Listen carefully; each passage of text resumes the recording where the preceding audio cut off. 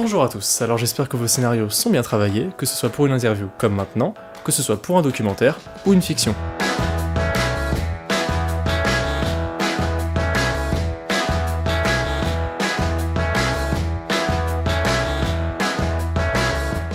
Maintenant que vos mobiles sont prêts à tourner, il ne s'agit plus de perdre du temps sur la réflexion, mais plutôt de se focaliser sur ce que vous allez dire et sur ce que vous allez faire. Bref, pour le cadrage, commencez par poser votre téléphone sur un pied ou sur une surface stable. En effet, vous serez tout de suite considéré comme un amateur si vous envoyez une vidéo non stabilisée, et ça fera vomir le jury.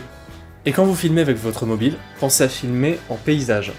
Au cinéma, les bandes noires sont horizontales, c'est ce qu'on appelle du 16/9, et pas un selfie. Maintenant que vous avez bien posé votre mobile, avez-vous contrôlé votre cadre ? Qu'est-ce que vous voyez en arrière-plan ? En général, une interview se fait sur fond neutre, un fond blanc par exemple. Essayez de montrer votre lieu de travail et ajouter de la profondeur de champ. Par exemple, mettre un pot de crayon, une lampe ou un autre objet en premier plan sur un bord de l'écran, celui-ci sera flou. Puis vous vous mettez derrière avec la mise au point sur vous. Et enfin le décor de vos bureaux derrière, propre si possible, animé avec vos collègues du moment qu'ils ne font pas trop de bruit, et le tour est joué. Maintenant vous avez votre premier plan, votre second plan avec vous, et votre arrière-plan. Lors de la précédente vidéo, je vous disais d'utiliser la grille de composition sur votre vidéo. Bon, je vais pas trop m'étendre sur le sujet, mais cette grille peut vraiment vous aider à bien vous placer. Mettez-vous sur la ligne du premier tiers ou du deuxième, et vous verrez que l'œil du spectateur sera directement focalisé sur vous.